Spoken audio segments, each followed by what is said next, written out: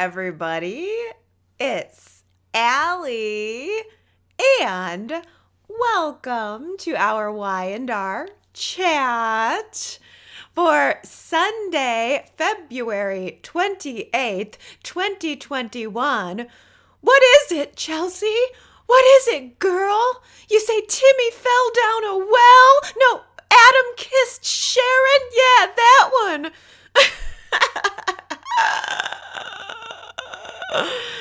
Finally! Chelsea's able to alert Chloe that something is wrong here. It was great, but it was driving me crazy. The entire episode, I was just putting myself in Chloe's shoes, trying to think of all of the ways that I could get the information out of Chelsea as efficiently as possible, just using the yes or no blink answers. What's the quickest blink path toward getting the answer out of Chelsea if I'm in Chloe's position? I don't know.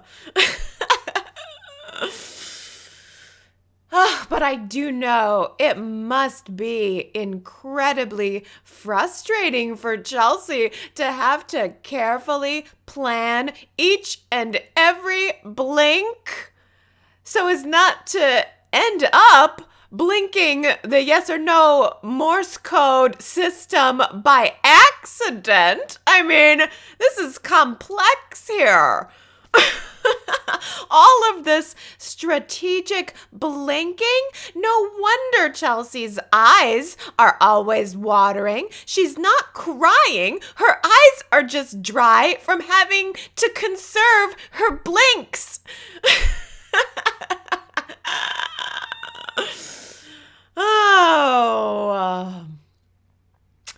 The second that Chelsea showed Chloe that she was able to use her hand, I was screaming at my screen, "Chloe, put a pencil in it! Put a pencil in her hand!" And then Chelsea needs to start working out what's the most efficient word that she can use to point Chloe in the right direction of what's wrong. A pencil! She can write. If she can't talk, but she can use her hands, she can still write. But then again, this whole operation has to be kept super secret so as not to alert the warden, Adam, hovering around the entire time like a total creep. Adam really upped his creepiness factor hovering around the Chloe and Chelsea girl time meeting. "He hurt me, Chloe. He broke my heart," said Chelsea in her mind. "Oh, Adam broke your heart? You mean kind of like how Chloe told you he would?" Yeah, Chloe's going to give Chelsea a big "I told you so" about Adam at the end of all of this. This just confirms everything that Chloe warned Chelsea about getting back involved with Adam. But Chelsea knew what she was getting herself into. Adam is looking extra strung out and extra squirrely right now, making excuses to tell Chelsea that everything's all right. Meanwhile, secretly wishing that Chelsea's nurse would just drown her in the bathtub so that he could get out and have a few more secret meetings with Sharon. I'm just kidding. It's a joke. But you have to admit, Adam was seeming pretty insistent that Chelsea go take that bath. He was like, "Boy, wouldn't you really?" He was trying to sell the bath so that he could get her out of the way, probably so he could go see Sharon again. Oh, I'm just kidding. Well, actually, last week we were talking about whether or not it seemed like Adam felt guilty over kissing Sharon. But this week, I felt like the guilt fumes were just steaming off of him big time. It was intense. It's like Adam knows that he is going to get caught. Chelsea is sitting there in full view of everyone who walks through that penthouse front door. And even if Adam manages to shuffle them out to the hallway, Chelsea can still hear Sharon photo. She's going to put it together sooner or later. And it's like Adam already knows that she has, and he's in denial about it. That photo is everywhere, even with Chelsea now.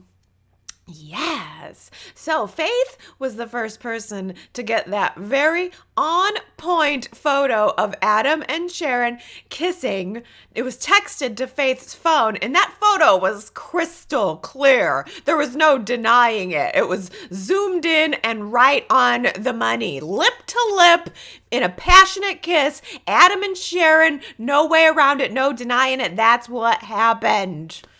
Ooh, and sure enough, it took about 3 seconds for that photo to make its way onto social media, probably the Genoa City TV station too. I imagine that there were 2 reporters kicking off the evening news that night with the story. Adam Newman and Sharon Rosales lip lock out of wedlock. More about this from our roving reporter, Jordan. Of course, it didn't take Ray very long to come walking home through the front door with that scandalous photo bookmarked and apparently set as his phone wallpaper. Ready to confront both Sharon and Adam about it. With Sharon, he was really hoping that she would tell him that Adam had forced himself upon her. But that wasn't what happened. And I love the way that Ray pinned Sharon down about it. He said to her, well, did he force himself upon you, or was it mutual? And Sharon was forced to answer, or she at least tried to. She told Ray that it wasn't really one or the other. It was kind of both, but it was a mistake. It was just a mistake. We're never going to see each other again. Cut to Adam showing up at Sharon and Ray's house while Ray was gone, an hour after Ray walked out the door. And after Ray had already confronted him directly. Adam just had to go check on Sharon, and he just had to go tell her that he could not stop thinking about that kiss. You know, one thing I will say that I appreciate about Adam Newman, he is fearless. He didn't pay no mind to Ray and Ray's threats. He doesn't care how threatening Ray is. Adam's used to people hating him. He just went right to that house to see how Sharon was doing, probably hoping for another kiss. Oh, Ray went right from confronting Sharon to confronting Adam, and right in front of Chelsea too. That's the thing. Ray aired it all right in front of Chelsea. Come on. He was threatening to haul Adam away for the crime of, I don't know, pissing him off? Of course Chelsea was going to catch on to it. And I don't think Ray was doing a very good job of hiding it. Ray was surprisingly irrational there. And I liked it. I liked seeing Ray being a little unhinged. I felt threatened for Adam during those scenes. Like, I had a feeling of what is Ray going to do? Is Ray going to try to muster up some power in this situation where he feels powerless and maybe try to put a bullet in Adam? Maybe try to finish the job this time? I don't know. But I like seeing Ray a little unhinged. See, I think that Ray taking a bit of a dark turn would be just the thing that would really drop my jaw on this story, because my only real criticism is that I'm okay with an Adam and Sharon reunion, but I do wish that it would have been Ray to be the one to screw up the relationship with Sharon or something, not Sharon cheating on Ray after how amazing he's been. And then on the other side, Adam being out, just probably wandering the streets looking for Sharon while Chelsea's at home in another velour jumpsuit. We had forest green velour jumpsuit and brown velour jumpsuit this week. So just to recap, in case you've gotten off track with this, we've gone from brown to purple to forest green and then back around to brown again. We have made the full velour jumpsuit circle in fall colors. And I think that maybe we need to add a little bit of burnt orange to complete that color landscape. I think that would be gorgeous. The green was my favorite though, because I think it really matched Chelsea's green envy of Sharon. Perhaps we need to have her in a fiery red velour jumpsuit to match her anger about the whole situation. She could be in the fiery red jumpsuit as she continues to use those magic fingers to claw her way through Adam's phone. Maybe find some text messages between them. I mean, she was able to use her fingers to find that illicit picture of Adam kissing Sharon. I'm going to guess that Adam probably had that photo also saved as his phone's background wallpaper. So that he could pull it up anytime he wanted to and just look at it and long for it, gaze at it, gaze at that perfect moment. I mean, that was a great moment for Adam. He was loving it. I mean, it was a perfect photo of them both, really. Sharon's hair was swept just so, and the lighting hit Adam's cheekbones in just all the right places. It was a great photo and a great moment in Adam's life. How lucky for him that someone was there to capture it. Currently, Nick is our lead investigator on finding out who it was that captured that photo. And of course, we're all thinking that it's Jordan. We're all thinking that it's going to be connected into the bullying storyline. I'm kind of hoping for a twist. What if Victor had it taken? I know that's weird, but Victor also had that photo pulled up on his phone. Pretty readily, showing up at the door to show Adam the photo to let him know that he knew. But Victor didn't go on about it. He was more discreet about it, at least. He didn't air the whole thing in the living room in front of Chelsea. Wouldn't it be a great twist, though, if Adam had that photo taken? I know it's not true, but I think it would be a good twist. If the photo hadn't been sent directly to Faith, Adam wouldn't do that. But it would have been good if maybe that photo would have got sent first to Ray instead, and then we found out that Adam was the one that had it taken. I think that'd be good. I like this rivalry between Ray and Adam. It is working for me. And I really loved how Ray put it right to Sharon. It wasn't belabored. We didn't have to go through weeks or months of waiting for Ray to find this out. He got that photo. He confronted Sharon about it, and I was dying when he told her that he had analyzed that photo like it was a crime photo. That's how Ray is seeing it in his mind. It's a crime. of passion. But he told Sharon, I've analyzed that photo and I noticed that your hands weren't on his chest like you were pushing him away. No, your hands were on his shoulders like you were kissing him back. Well, yeah, she was kissing him back, Ray. And it means the end of your marriage, Ray. You're in denial. Sharon's in denial. Adam didn't kiss her. They kissed. And now she's trying to skirt around about it and let everyone else blame Adam for it. Forget it. It is over. The decision has been made. The deed has been done. It is over for Sharon and Ray. There is no amount of counseling that's going to change anything. And I thought that it was interesting how Sharon really seemed to resist the idea of marriage counseling when Ray brought it up. Oh, Sharon is always hot to trot to suggest therapy for everyone else.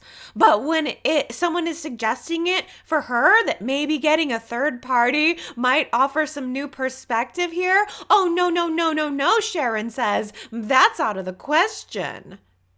When Nick sees Adam and Sharon on the nightly news, that's when he decides to get involved. No, I'm just kidding. It was Faith who called Nick, and she told Nick that she needs to get away from Sharon for a while. Faith thinks it's a good idea, and Nick thinks it's a good idea if Faith just goes to live with Nick for a while, and I agree.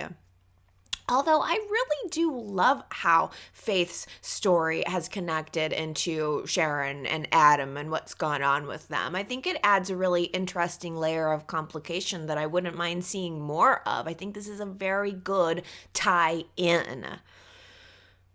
But Sharon has been way more focused on Adam and Chelsea than she's been focused on helping Faith. So I think that it's a good idea for Faith to go with Nick and for Sharon to focus on repairing her own life in one form or another. Maybe the change of scenery will be good for Faith and we can finally get somewhere on her story. I really liked how Nick finally demanded that Faith tell him exactly who the bullies are. I mean, she didn't give in, but then Nick had this idea to just get her a new phone and a new phone number. And hey, why not throw in a spa day too? How great is that? Cool. The kid gets caught with alcohol at school, gets suspended, gets a brand new phone number, and a spa day. It is pretty sweet to be a Newman. This will work out. I do think this will work out. I wouldn't even have thought of getting the new phone and the new phone number, so I give Nick a lot of credit for that. But the spa day on top of the suspension, that's a choice I probably wouldn't have made. You know what I was thinking, though, this week? I don't know. Is it totally weird to think that maybe Faith could just switch schools? Or maybe go to a private school? Or if there's no other schools, can she get a private tutor and maybe do some homeschool? I don't know. Are those viable options now for teens? I think there's a difference between running away from your problems and just avoiding jerks. I think it's okay to avoid jerks. And if Faith is going to school with a bunch of jerks, I think I would be, as a parent, open to the option of pulling her out of the school. I mean, as an adult, you have choices about who you associate. So why shouldn't the teen, Faith, why shouldn't she have some choices here? I don't know. I thought, I like Faith's story. I'm interested in Faith's story. And also, speaking of good tie-ins, I thought that Faith and Summer having that sister chat was really good and a good tie-in when Summer had to admit that, okay, Faith, I'm sorry you're being bullied, but I'm going to give you a little perspective on the other side. I was a bully. That was really a great tie-in. I do remember that, but only loosely. There was this really cute kid on the scene. His name was Jamie. He was just really adorable and really sweet and seemed really nice. And Summer had befriended him online. She drew him in close, and then she turned on him and then turned a bunch of other kids on him too. It was pretty cruel, and I'm glad that Y&R remembered it because I didn't, and I wouldn't have thought to tie this into Faith's story too. That was a great, great moment. I think that Summer is about to get some comeuppance, though. This week, Kyle tells Mariah about the secret son that he might have, and he came this close to telling Summer, but then he chickened out. I still get it. I still think he's on a fact-finding mission right now, but it was good to get some of his internal dialogue as he was talking to Mariah, admitting that he is curious about whether or not he could be a dad. Just on the emotional level, he's curious to know if he has a son out there, but he also feels that it's an impossible situation. He can't just go asking for weekend visitation with the Loch Ness monster hovering in the background. There would be some consequences for him. There would be some consequences for Tara, the mother of this child. And above all, there would be some consequences for the child too. But I liked that Kyle admitted his curiosity this week, and his curiosity is overwhelming. So he wriggles out of an LA trip that Summer wanted him to go on with her, and he instead fires up the jet to go to New York City. And I believe that we are going to be seeing Tara. We're going to see, I assume we're going to see Kyle landing in New York. He is going to meet up with Tara. Maybe we're going to see her. She's been cast. I believe it's March 1st is the date for her. It's possible we're going to see the kid too. And maybe we're going to get an answer about whether or not Theo's accusations and assumptions here are really true. Okay, Victor is back in the mix at Newman Enterprises. I like it.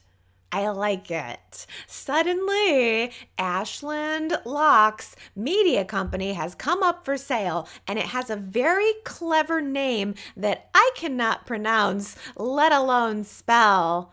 It sounds like sciatica, Cyaxaries. Perhaps it's Danny Bo's Media. I don't know what the name is, but Victor wants Newman Enterprises to buy this media company, and he wants to use it to crush Billy. Cool. Okay, cool. Because I've been waiting for this for months now. I thought that Victor was maybe going to try to take back control of ChanceCom, but a new company is even better, and it forces Victoria into a position yet again where she is going to have to choose between Billy and her job, and more specifically her father. I think this could get good. Victoria is really conflicted, but she is also always very professional because she did give Billy a little bit of a heads up that Victor was coming for him, but she did not give him any of the details. She did not confirm that Newman Enterprises was looking to buy this company. And now Billy and Lily were thinking about going after it too. So it was a little bit of a competitive thing going on this week. Billy and Lily had their eyes on buying this company. Victor wanted this company, and now that things have gotten competitive, I think that it's possible that they could go full steam ahead, even though They seem to, at the end of the week, say that they weren't going to do it. But I liked the idea that Lily thought that Victoria was the one behind all of this, while Billy was kind of defending Victoria and saying that he thought this had Victor's fingerprints all over it. I liked that there's enough seed of doubt about Victoria and Lily's mind that she was thinking Victoria was up to something, while Billy was presenting the other side of it. It created a little bit of conflict for Billy and Lily too. I liked that Billy was in the position of defending Victoria. I did not like that Billy then went over to Victoria's house and started putting some pressure on her. I think his head has gotten a little big here. He goes over to Victoria's house and he starts to push her buttons, kind of implying that she's not really in charge at Newman Enterprises. He says that Victor's always the one calling the shots. And while I get that Billy was trying to get Victoria to not go along with whatever it was Victor was planning, insulting Victoria was not the right path to get there. And you add to that everything that happened last week and Victoria telling Billy that she was not, happy for him, and then him rejecting her and saying, I don't think you're really happy for me. I think that you don't really want me to be happy. Well, Victoria said this week that hurt her feelings. So Billy's just adding insult to injury at this point. And if she wasn't prepared to jump on board with whatever plan Victor had going on, maybe Billy testing her in that way might make her change her mind. Because at this point, it feels like Billy is starting to maybe rub his relationship with Lily in Victoria's face. He has to constantly be mentioning every chance he gets how happy he is. And now on top of it, he's insinuating that Victoria only has the illusion of power at Newman Enterprises. He's just asking for it. Billy's asking for Victoria to jump on board with Victor's plan. And if Victoria doesn't jump on board with Victor's plan, I kind of wonder if maybe Victor will find someone else who will, such as Adam. How about that? Maybe Victor will get control of this media company and he'll want Adam to be the one to run it. Adam has got to be looking for a job one of these days soon. And I am sure that Adam would not mind exposing someone else's secrets in this town the way that has been constantly done to him. Maybe Adam will become the new head of this media company for Newman Enterprises, and maybe he'll go around putting the pressure on other people. Maybe Adam will be the one to uncover Kyle Abbott's dirt and publish it all over the world the way that Billy Abbott did to him. Now here's the story that I have been dying to talk to you about. It's official. Jack and Sally have had their official first date. They're dating. Jack and Sally are dating. And I am so glad that Sally finally had the nerve to speak up and clarify whether or not it was a date. I needed to know. The not knowing was what was killing me. So I think this is a great poll question for this week at yrchat.com. Jack and Sally, is this real romance or is it something shady? I can't wait to get your votes on this.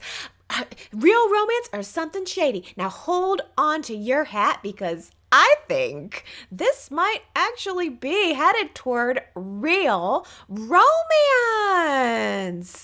I have got to give credit where credit is due because Sharon, Y&R Chatter, Sharon made a parallel months ago that I'm realizing now is true. What Y&R is doing with Jack and Sally is very close to what Bold and the Beautiful did with Eric and Quinn.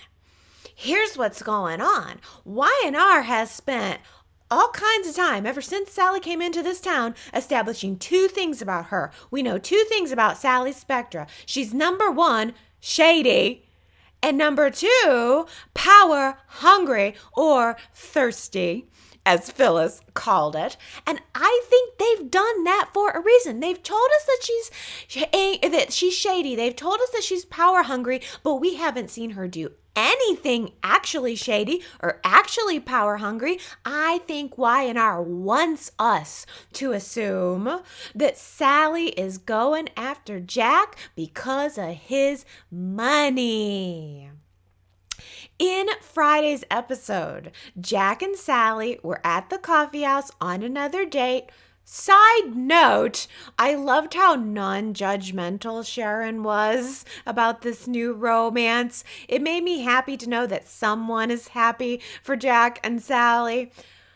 But back to the main point.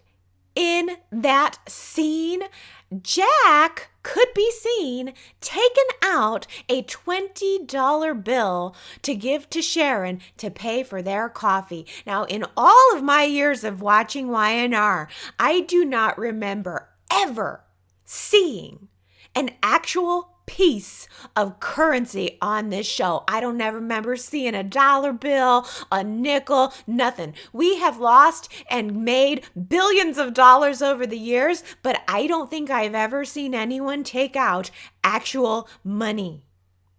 Think about it. Y&R wants us to see Jack paying for things. That was a brilliantly subtle technique for planting that visual seed of doubt in our minds on top of all the other seeds they've already planted. We are supposed to doubt Sally's intentions with this new relationship. We are supposed to assume that she is using him for his money. Ooh, you couple that with the fact that all this week we saw Sally get mighty comfortable in a more wealthy lifestyle. Now that she's been promoted, she's indulging in the thrill of money. She went out and upgraded her car. Ooh, look at all these brand new features of this brand new expensive car. We saw her trying to upgrade her room at the Grand Phoenix Hotel. The money element here that has been introduced subtly is what is setting up the love story that overcomes the doubters. And I am in it. I'm in it. I'm all for it. This week I got it. I got turned around. Y&R sold it and I bought it. I love the Phyllis versus Sally angle, red versus red. I totally get where Y&R is going with it all now. I totally get Sally's appeal to Jack. It's very similar to why Phyllis appealed to Jack, and it totally validates Phyllis's intuition / jealousy about Sally. I always felt like Phyllis, the original Red, was Jack's true love. The true love of Jack's life was Phyllis. Problem was, Phyllis's true love wasn't him. It just didn't work. It just couldn't work. Phyllis always wanted Nick. She always wanted Nick. She took Jack. She had Jack for a while, but she always wanted Nick. And even though that's the case, Phyllis and Jack still had a wonderful love story, and Phyllis is still very protective of him. So this week, oh gosh, I loved watching Phyllis put Sally on notice.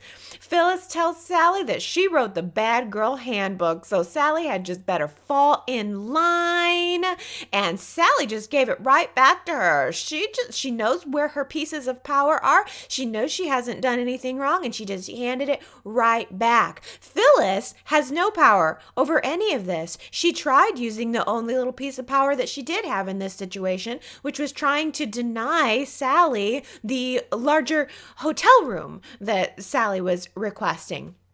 And that didn't exactly work out either. Phyllis was trying to not only deny Sally the hotel room, but Phyllis was trying to deny Sally's ascent within the ranks of the Genoa City Society. But it didn't work. Sally has the cards. Phyllis realized that the only move she could do would be to let Sally have the room in order to keep Sally close.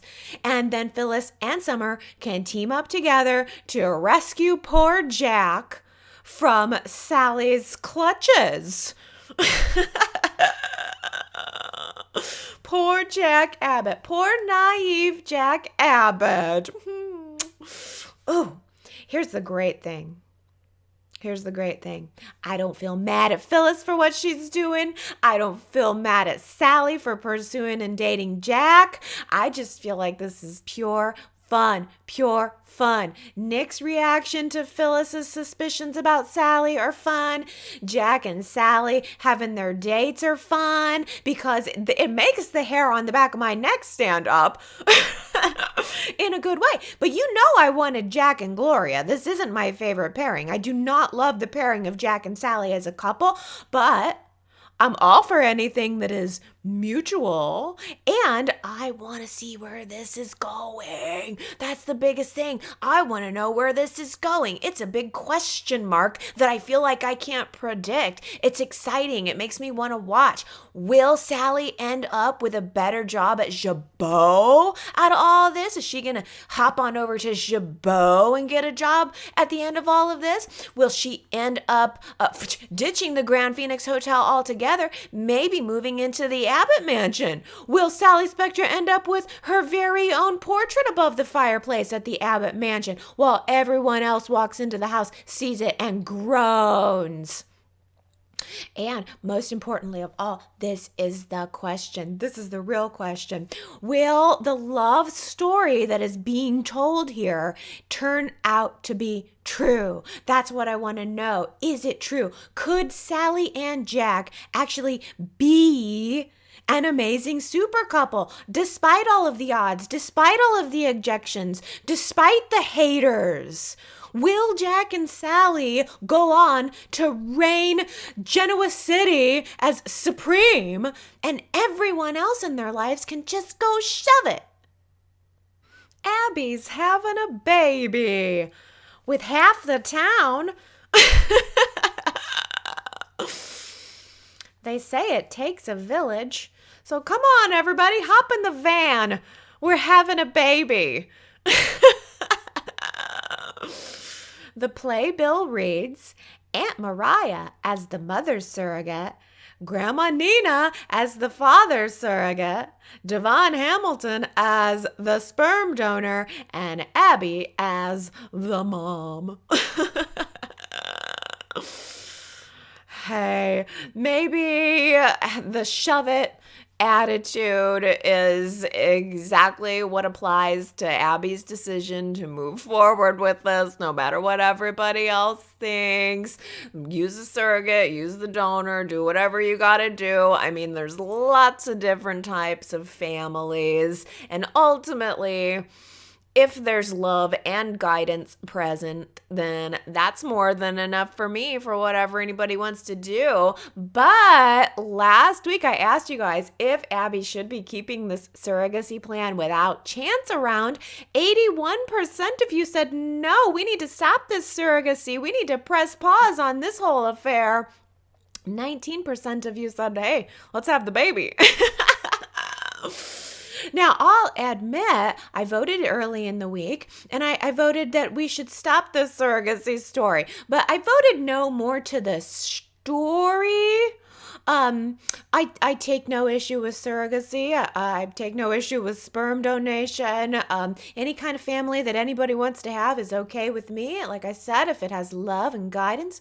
What I do wish, though, what's missing for me is that I think it would have been nice if Abby would have pressed pause for even just a bit to give adoption some stronger consideration. I mean, since Devon and Abby addressed the issue of them starting a biracial family, well, there are so many children of all colors and creeds who need to have love and guidance now, right now. Not like 9 months from now, after all kinds of twists and turns have happened on the road and that are coming because it's a soap opera and we're supposed to be having fun with it. But if Abby is open to raising a child of any background, then why not a child who's already here and who already needs someone? We're just so focused on bringing in a new life, a new character, when we could do that right now. I could easily see Abby being the mom who adopts and fosters like 6 kids. Wouldn't it be cool if Y&R just added like 6 kids right now that Abby adopted from all different kinds of backgrounds, not just different racial backgrounds, but just like different kinds of people and personalities and ages, anywhere from baby to teen. I just think that would be so much fun and there'd be so much drama there to be had. Oh, but I know it seems like Y&R is bound and determined to give the show a character who belongs to the Newman, Abbott, Chancellor, Winters, Copeland bloodline. They're all about crossovers right now. This is a crossover baby. We must have a baby with all of this blood in its veins. And I don't know. I mean, I kind of am starting to think that maybe that's more so the reason that they decided to go through with this storyline. They just really want a baby who has the right blood, and to me that seems kind of elitist and icky that the child has to be of this bloodline. I know it's it. Well, Abby and Chance just having their baby, I would have, wouldn't even think twice about that. But there's just something about this now that we just seem like we're trying so darn hard. Oh. But you know what? Again, anything anybody wants to do, it's mutual. It seems mostly okay with me. Devon wants to be the donor. Abby wants that too. And I guess I'm glad that if Devon wants to be the donor, then at least Abby wants Devon to be a part of the child's life too. But I also wonder if Devon is getting in way deeper than he realizes. And Mariah too.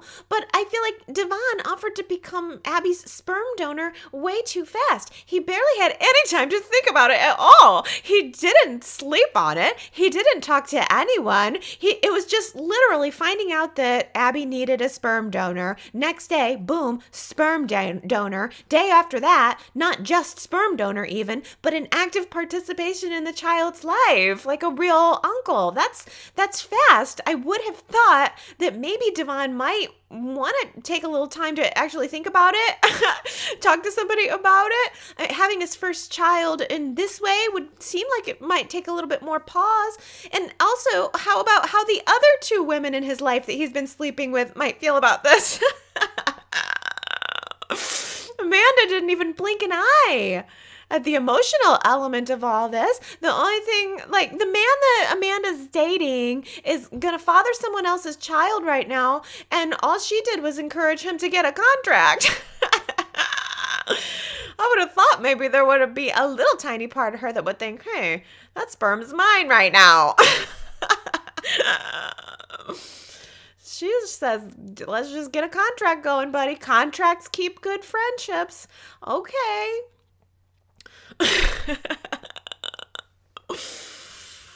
The only person that Devon talked to was Lily, but it was after he already made the decision. It was more him breaking the news to her, and she did question whether or not he was going through with this because he'd lost a child with Hillary and Hillary too, and that maybe there might be more going on here. He acknowledged that that's a possibility, but then he just goes on to insist that all he wants to do is help his best friend Abby. Well, everybody's best friends with Abby, except for Lily. Lily is Abby's original best friend. What happened to that? Oh, there was one thing that caught my attention during that conversation with Devon and Lily. Lily mentioned something about how when Mac was pregnant with Lily and Kane's twins, that Mac and Kane had a court battle over it. I had to look that up because I didn't remember it at all. Because I do think that Lily having gone through her surrogacy is really relevant to this storyline. I'm glad that it was brought up. I almost kind of think it would have made sense and have been cool if Abby and Lily would have talked about this at all, considering Lily used a surrogate. Abby was considering using a surrogate. That connection is just so completely gone. And if not on the Abby end, then it would have been nice to maybe see Lily talking to Devon about it prior to him making the decision. Because I looked it up, and I guess Mac was pregnant with Kane and Lily's twins while Lily had cancer.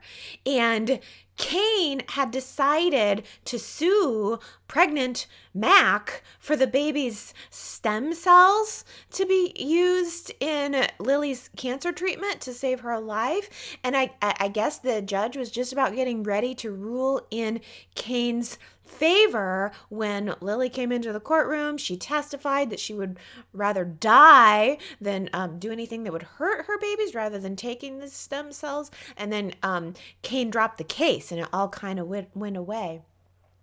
I don't remember that very specifically. Maybe it was a quick story. Sounds a little convoluted. Not too much less convoluted than what's going on now. So I guess the history should tell us that Y&R really likes to get convoluted with their stories sometimes. It seems like it's maybe an effort to be topical because I'm kind of guessing that maybe stem cell research was a hot topic back in 2010 when that story was happening with Mac, Kane, and Lily. And I believe that surrogacy reform has been in the news recently. I think that some states recently legalized it and are now regulating it. So maybe that's Y&R trying to be topical. And then, of course, the fight for equal rights and equal representation in the media and elsewhere. Which I think maybe Y&R is wanting to put that into the story to get some conversation going, which, by the way, not for nothing, Victoria Rowell, former Drusilla, was trying to fight for equal representation decades ago, and she's been fighting for that for decades. So maybe this is Y&R's way of sticking with the surrogacy story, so because they see it as an opportunity to address and incorporate some current events. I was really glad to see that Amanda decided to give Naya a second chance. Naya came to the Grand Phoenix to meet with Amanda, but it was still in secret. And even so, I really liked them getting to know each other. I got a sense that it was very healing for them both. And for Naya specifically, knowing that Amanda was able to go on and excel in life in spite of her enormous challenges, that seemed to really help heal a very deep wound that Naya has in her life too. But everything with the conversation just fell completely apart when the what if factors came up. What if Naya would have made a different decision with her babies? Would she have made a different decision with her babies if she could go back and do the same thing all over again? I totally understand why Amanda feels so betrayed by her biological mother. I think she feels betrayed, specifically now, even that Naya didn't jump on the opportunity to do things differently and to keep her babies. Naya didn't say, oh yeah, if I had to go back, I would do it. I would do everything differently. I would keep you. I would raise you. That's not how Naya feels. And she didn't want to lie about that. I do think that that scenario, that what if scenario, if Naya had kept the 2 children and raised them, it would mean that Naya would not have the life and the family that she has now. And the one thing we know about Naya is that she loves her husband and she loves Imani. She loves her life. She wouldn't trade them for anything. So that what if game is very dangerous. And I think that Naya was trying to tread lightly. She doesn't want to betray the life that she has now, but of course she would like to make up for past mistakes. But putting out the what if scenario into the conversation doesn't accomplish anything. It doesn't move the relationship forward. And I do think that Naya should be given credit for the leaps and bounds that she has made ever since the day that Amanda showed up on her doorstep. I think it's not right to blame someone for not being perfect or to blame them for not being there yet. I think when you see that someone is trying, you should reward that progress. I think we're all works in progress and we're all at different points in the path. From Naya's point of view, I don't think it's automatically a bad decision to give your child or children up for adoption if you are unable to care for them, or if the environment that they would be in would not be good for them. I think that that's what Naya thought. That's what Naya did. She trusted her parents to facilitate that process for her, giving the children a better life than she was capable of doing and a better environment than she had. I think she trusted that decision to be made for her, and unfortunately, that didn't work out the way she probably hoped it would. I think that Naya just did what she thought she needed to do, did what she thought was right, and then she just didn't look back. And I don't know that that is completely terrible. She had no way of knowing that Amanda and Hillary, if they would end up in foster care or who they would end up. She trusted her parents to facilitate the decision for her. And yes, she was wrong. And yes, it's horrible. But I think she did what she thought she needed to do at the time. I don't think it came from a place of being completely callous toward her children. I think she thought she was doing what needed to be done at the time. But I also completely understand where Amanda's coming from. And this is another reason, though, Amanda's resentment toward what happened to her, I think is another reason that Amanda's story would make a wonderful connection in with Abby's story and the surrogacy story, because Amanda, or even Devon, for crying out loud, could have talked to Abby about fostering or adoption. Abby never really spent much time at all considering those options. And I just keep thinking, well, wouldn't little Amanda have loved to have been adopted into a family like Abby's, a family that had love, a family that accepted her and treated her like blood, and like bloodlines aren't the only thing that make a family? Isn't it comforting to know some things never change? That was our quote from last week. And I thought it was a really good quote to pick because it seemed relevant to the conversation we've been having. As longtime soap opera fans, we really like having that bit of comfort, that thing that we know. I think we resist change a lot of the times because Y&R is this constant thing that's been in our lives for so long. And yet at the same time, you need change. The show has to keep moving and it has to keep evolving. So it sure is a delicate balance. I thought it was a good quote, and it doesn't hurt that it just so happened to come from hunky Bill Spencer. I really thought that everybody was going to guess that I'd pick a Bill quote last week, but no, it was Henry, Daisy, Sandra, Jamie, Victoria, and Ambreen. You guys are the ones who guessed it right. And I really thought that this was a fun quote for the week. It, as soon as I heard it, I knew there would be no other. So this is fun. Who said it? Calm down, Shakespeare. Calm down, Shakespeare. Who said it? If you think you know who said it, go to yrchat.com to leave your guess. And if you get it right, I will give you your shout out on next week's Y&R Chat. And now onto my favorite part, your comments. Oh, I have to start out to make sure I don't forget to mention this, but Superplex on Wednesday left a comment asking, I wonder if we're going to see next week's preview just like we did last Thursday. So yeah, Superplex, I'm glad you noted this because we're getting our previews for next week on Thursdays now. That's sort of strange, isn't it? I wonder why that is. Y&R must have somehow had to try to compensate for the preemptions. Maybe they thought there'd be an extra day of preemptions, so they decided to go that route just to be safe. But yeah, I missed my Friday preview, but hey, we got our preview on Thursday this week. But now I don't remember what all it was.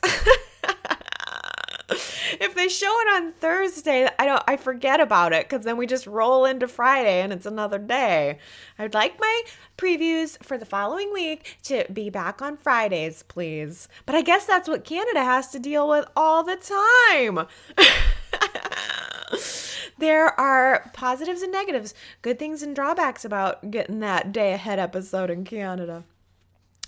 Well, let's talk about this surrogacy poll. I mean, it was a pretty wide spread of people not liking the surrogacy storyline. But hey, I like this comment from Robbie who says, I'm totally in the minority here, but I voted yes.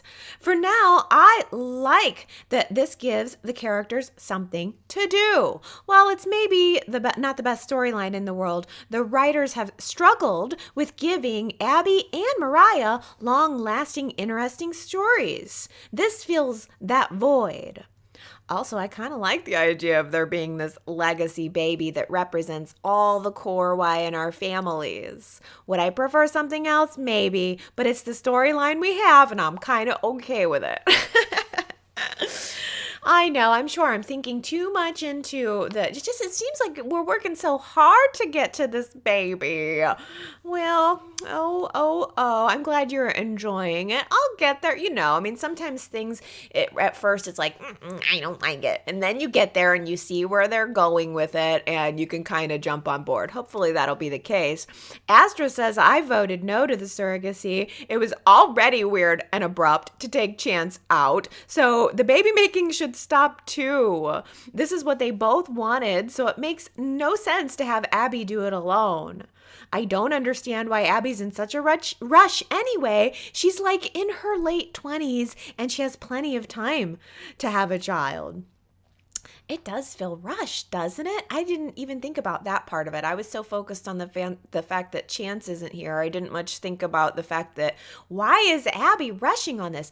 Maybe she's trying to fill the void of Chance being gone. Maybe she's trying to not think about where he is or if he could be in danger. She's trying to fill her time with something positive. I mean, I can understand that. Kamna says, I'm so glad I waited to take this poll. Early in the week, it was a definite no on the surrogacy. The whole storyline was boring me. It seemed weird without Chance, and it seemed like a vehicle for Abby's narcissism. But the Devon angle is great. I loved and appreciated the discussion about race, and I see how this storyline can not only make room for socially relevant conversations, but open up so many other plot lines. For instance, Devon and Abby getting closer, Devon and Abby going to court, or Devon and Chance having tension. I'm in, says Kamna. I think you're right that that's probably what Y&R's larger scope was here, that they wanted to use the surrogacy so that they could work in some, again, topical current events type things that are in the news and being talked about. They wanted to have a vehicle to talk about it on the show too. I think we can see that now. I also do think, though, that the bloodline thing does seem to be important to them. I think they really, really want to find a way to connect this one baby into many of the families on the show, because it was kind of played into Abby and Chance's wedding that this was this great connection for all of the core families of Y&R. The fans will probably love it, and on another day maybe I would have loved it more. But I agree with you, Kamna, that I think maybe I would have voted differently on this poll at the end of the week. I voted no beginning of the week, but I might possibly have voted yes as the week went on. But Gary says, I just think that Devon, along with Mariah, is too much lovey-dovey family togetherness, which equals a whole lot of messy. The goal is for Abby and Chance to feel that the baby's coming their way, but that it's theirs alone. An anonymous sperm donor to Abby and Nina's liking, too bad they can't get that Adonis who was already sired 10 kids, that would be so much less complicated long term. Yes, I mean, of course, it's a soap opera, so there are, I think that Y&R probably wants the messiness. I think the messiness is probably another reason they wanted to go along with it. But in terms of, is this a good idea in reality? No, probably not. You make a great point that it would be natural for the parents to want to feel like this is their child, they're the decision makers, and now you've got these other factors involved, Mariah, Devon, and it's like this community baby. This child is a community baby. This baby is everyone's baby, up to and including us, the fans. T. Nicole says, I'm glad that Amanda is pushing her sense about Devon being a donor and saying it's not always we're all friends and this situation will work out perfectly. I completely agree with Amanda that a legal document stating all expectations and specifics in black and white is what is needed. Devon should not make assumptions on how this will work out, and every question needs to be asked and documented. Abby, Mariah, and Devon can't even understand how they will feel until the baby is born. Since it's friends helping Abby and Chance have a baby, they can make it more complicated if they can make it more complicated if they used an anonymous donor and someone who they don't know as the surrogate. Yes, it would be less complicated, no doubt about it, if they had used anonymous surrogate, anonymous donor. I understand maybe, I don't know. I can see both sides as to why Abby wanted it to be familiar. I think there's pros and cons to both. But I think that what you're really, really hitting on that's right here is the fact that it is like Abby is saying all the right things now about how open she is and how easygoing she's going to be. But what happens down the road when the baby's here? Because just before Devon offered to be the donor, Abby was getting all micro on the situation. She was wanting to pick the donor's eye color, favorite movie. I mean, maybe she evolved through the process and through the conversation that she had with Devon, but Abby's not an easygoing person. Abby is very particular about the things that she's particular about. It's part of her character. And I think it could cause a lot of problems in the future when there are so many other interests involved.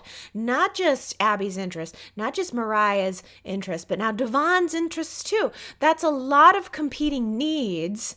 And that's not even to mention this new person that they're bringing into the world and what this child's needs will be. It is a mess. We're going to need a good lawyer. Sherrod says, Allie, your favorite lawyer, Brittany Hodges, returns as the attorney for Mariah and the surrogacy contract. And it seems that things take an interesting turn. I just want to say that if you know someone is a control freak, Abby, about color schemes, how do you think they're going to be when it comes to their baby? Reality check for Mariah. Oh, Brittany's coming back. Yeah, I didn't know that. Fantastic. Oh, and you say there's going to be an interesting turn. Oh, okay. I love an interesting turn.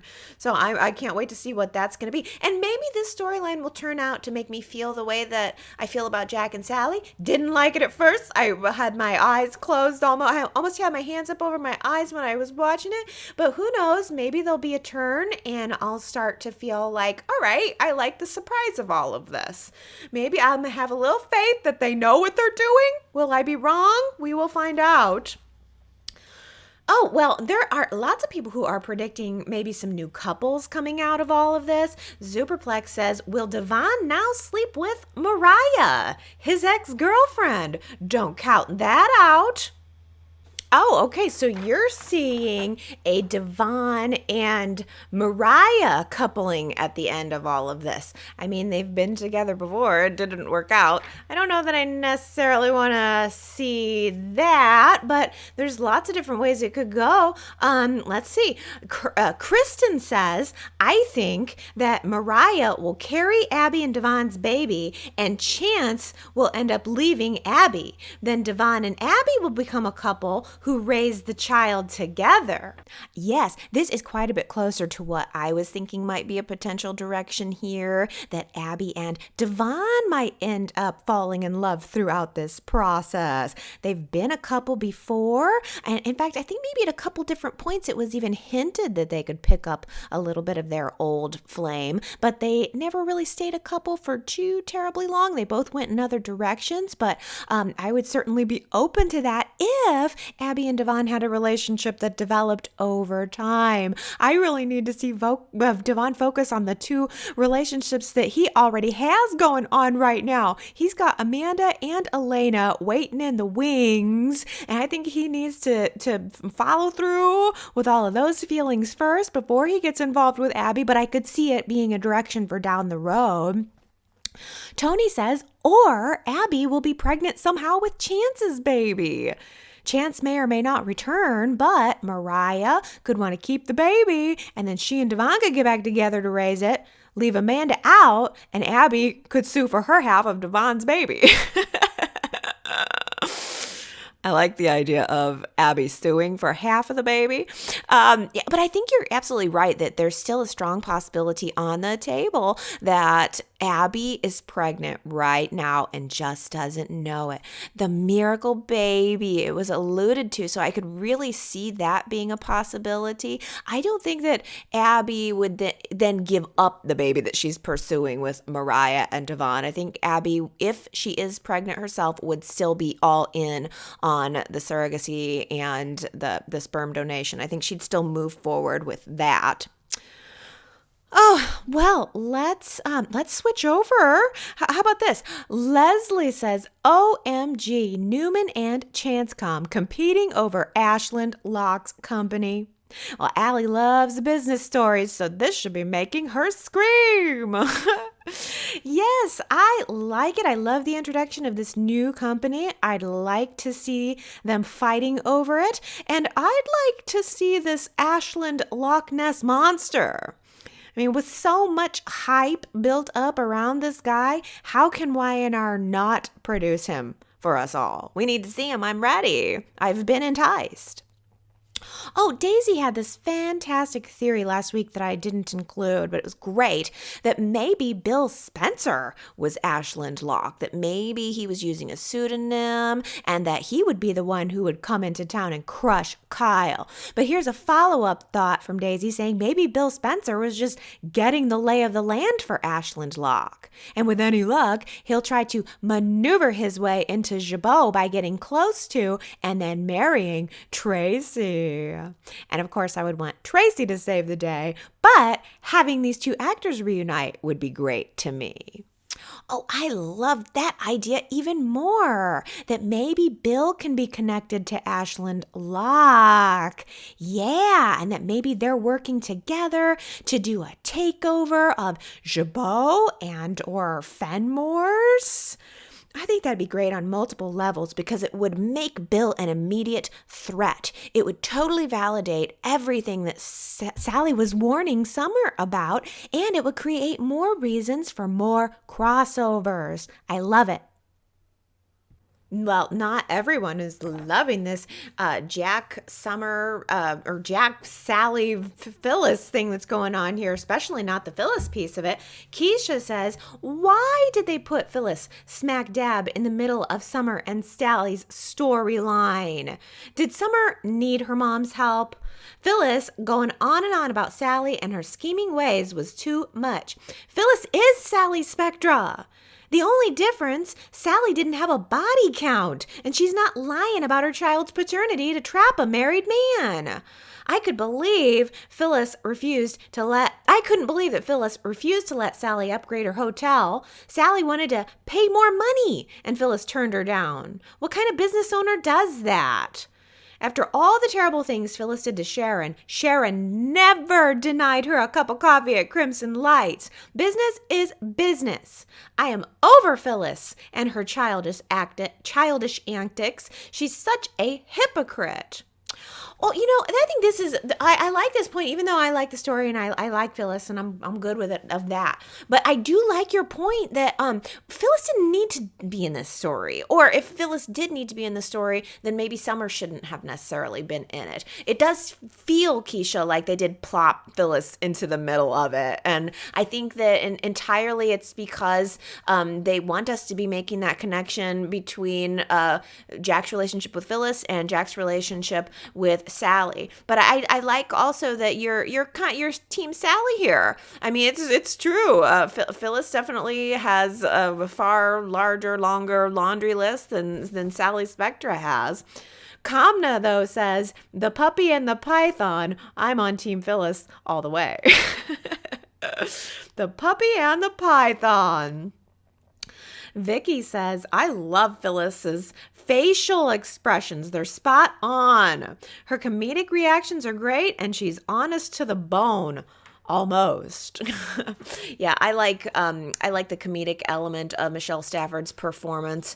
I think she really brings that uniquely to the role, and she also really seems to bring that out of Josh Morrow.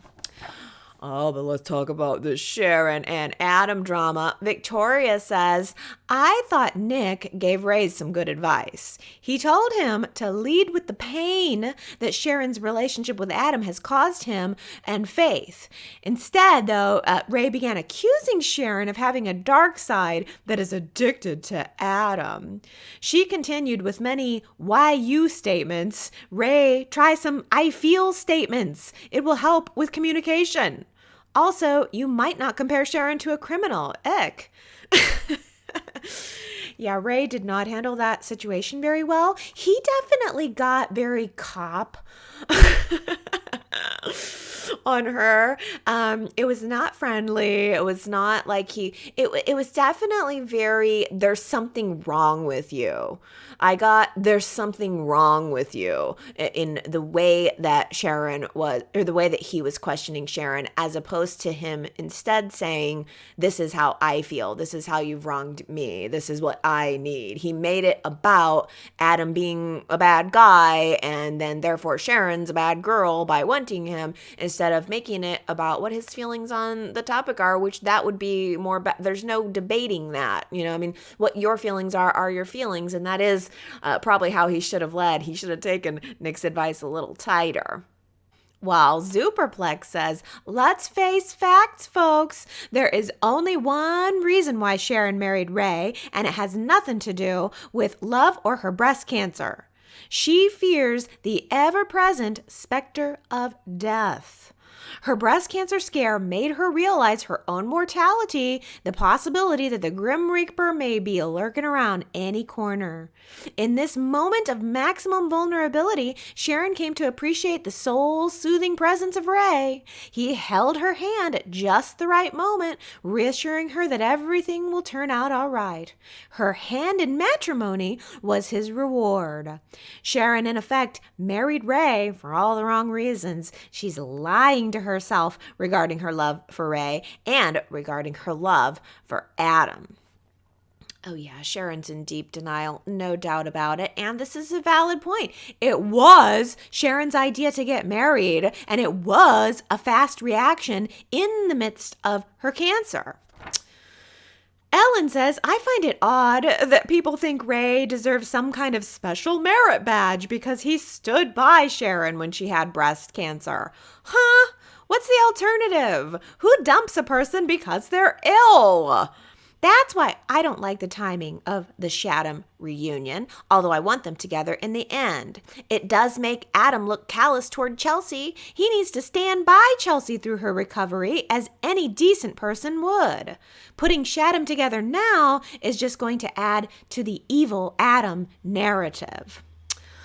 Yeah, and I, too, am exhausted by the evil Adam narrative, Ellen. It's just the same old argument. There's absolutely no information added. Adam didn't kiss Sharon. They kissed. That's what happened. And I think we needed to move out of the evil Adam narrative, the blame game on Adam narrative after Billy's expose article. That needed to be the new rebirth of Adam. Y&R needed to give Adam the stood by Chelsea story that Ray got when he stood by Sharon.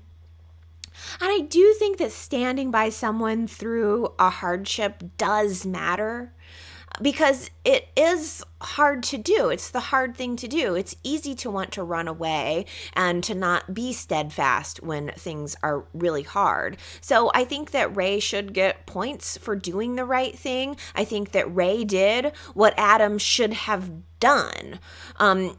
Adam should be treating Chelsea as if she was the center of the world right now. I think that he should be giving her a lot of love and a lot of attention, putting Chelsea's needs above his. I think we needed to see Adam doing that, and then we needed to see his inner conflict there too. And we've gotten none of that. We've gotten none of Adam's inner conflict. I think that if Y&R just wanted to let Adam and Sharon hook back up, then they didn't need to give Chelsea a stroke to do it. They didn't need to put Chelsea and Adam in that position. And on the other side, if Y&R just wanted to give Chelsea a stroke, then they could have used that as a way to bond Adam and Chelsea together and over the family that they share together. It's like Adam and Sharon's reunion right now is being played it's like being played like it's a mental illness. It's been treated like it's a mental illness and not a love story. And I think there's a myriad of totally legitimate evidence that Adam and Sharon have a true love story. It's just not being played that way. Ron says, I like that Sharon got a taste of her own medicine after unilaterally scheduling a therapy visit for Faith, like she wrote the book on raising a teen alcoholic, completely ignoring Nick's discomfort with the idea. I was just waiting for her to snap at Ray. How dare you tell me how to raise my daughter? Ray is the most stable influence Faith has had in her life. Don't shut him down. But I agree, couples counseling sounds like it'd be fun to watch. Sharon will get all fidgety and go down the Billy gum chewing path. Do you think that Sharon will ultimately agree to the marriage counseling? And is it possible that a third party is going to help Sharon and Ray come to the realization that their marriage is not going to survive? Gary says, I can't believe how Y&R just dropped the immediate aftermath of Faith and Sharon discovering the photo text of Sharon and Adam kissing, and then they just went on to something else. So much of the real drama people want to see happens off stage now. And Victoria says, wow, Faith pulled the moving out card. Nick delivering the news was less anticlimactic than if Faith had told her mother herself. It's too bad we didn't get to see Faith's anger and disbelief. You know, I don't know why, but I didn't really think about that. Gary, Victoria, you're both right. All of the action with Faith took place off screen. I guess maybe at this point I've just come to expect off-screen drama. It seems like Faith doesn't get to be strong. It seems like Faith always gets to be the victim, and I'm ready to see Faith 3.0. I want to see the Faith who rises from the ashes and becomes a force to be reckoned with all on her own. Just not getting that. Well, Diana says, I wonder how someone broke into Faith's locker. Lockers have a combination to make it almost impossible to get into someone's locker. Faith's locker was not broken in any way, which is why Faith has to make everyone believe that the liquor was planted there. Now, I believe 100% that someone did put the liquor in Faith's locker, but what doesn't make sense is that none of the characters, like Sharon or Nick, are bringing up this very valid point. A lock must be broken in order to get into it, unless Faith gave someone the combination. Nick and Sharon never even once asked Faith how someone got into her locker. I just have to pause there because I was just thinking, well, when I was in high school, which at this point is a while ago, they would do random locker searches, but Faith didn't say that either. Diana says, we all know that it was Jordan that planted the liquor there, and she's angry that Sharon told her to stay away from Faith, which is also the reason that she took the picture of Sharon and Adam kissing. Okay, yes. So the fact, though, that all of us think that Jordan is the culprit, that kind of makes me wish that there was a twist here. I think you're right. It's going to end up being Jordan. She did the whole thing, boogity boo. But I wish it was a twist. I wish it was a misdirection. Like, I wouldn't mind finding out that Faith was lying, that it was her vodka, and that the person who was behind taking the photo wasn't connected to the bullying storyline at all. I'm waiting for a surprise. I like a surprise. I like a twist. But at the same time, one way or another, these off-screen phantom bullies need to be dealt with. We've been hearing about them, chasing them around for so long now, seeing their stupid text messages for months. Like, we need to get to the bottom of this. I'm tired of hearing about them and never seeing them. Leslie says, ever since the character of Jordan, Faith's friend, was introduced, I've been speculating on her having a deeper connection to Nick. I have theorized that she's the daughter of Nick and Grace Turner, Sharon's one-time best friend, who he slept with after the birth of Noah, Cassie, and Mariah, and before the birth of Faith. He slept with Grace after the birth of Noah, Cassie, and Mariah, but before the birth of Faith. I was just reading up on Wikipedia about Nick's storyline to ensure I wasn't remembering things out of order when I read the part about Sharon's ex, Matt Clark. He goes, here it goes. Matt returns to Genoa City with a reconstructed face, rapes Sharon once more, and is eventually captured. When Sharon ends up pregnant, it is unknown who the father is, Nick or Matt, and Sharon ends up giving birth to a stillborn daughter, which is revealed to be Nick's. How about Jordan's that supposed stillborn daughter of Sharon and Nick's? Pretty please let it be. Okay, so you think that Jordan's gonna have a deeper connection? We saw some of that Matt Clark stuff, by the way, in the classic episodes where I talked about it one or the other. So yeah, I do kind of remember that. So yes, could be that. Or I like your theory a lot that Jordan could be the daughter of Nick and Grace Turner. And wasn't it rumored that Jennifer Garris was going to be returning to Y&R? I don't think I ever got any kind of confirmation on that, but I did hear that rumor. So is there any chance Y&R still has that in their back pocket and we could be getting Grace Turner to come back and to maybe do some disciplining of her daughter, long lost daughter Jordan? Well, Kristen says maybe Jordan's the daughter of that woman in a wheelchair from that accident that Nick had at the pool party back in high school. Yeah, I think that it would be good if we could find out that Jordan had a connection here. I'm ready for something to happen with Jordan. Oh, let's end on this. Victoria says, Allie, you have me looking at the bakery case at Crimson Lights. I was hoping to see some spring bakery goods in there, like some tulip sugar cookies or some bunny cupcakes. To no avail, though, spring has not showed up in their case. I know, man. It's like February 28th, which means that March is basically over, which means that it's basically Easter, and Sharon needs to get some peeps in that bakery case like yesterday instead of letting someone else peep on her while she's locking lips with Adam. Okay, everybody, that's our Y&R chat for today. I hope you had a good time. Go to yrchat.com to leave me your comments and vote in the poll. I'm so excited about Jack and Sally. That's my favorite story on the show right now. It just gets me excited that we're getting something new, and there's just so much question about where it's going to go in a fun way.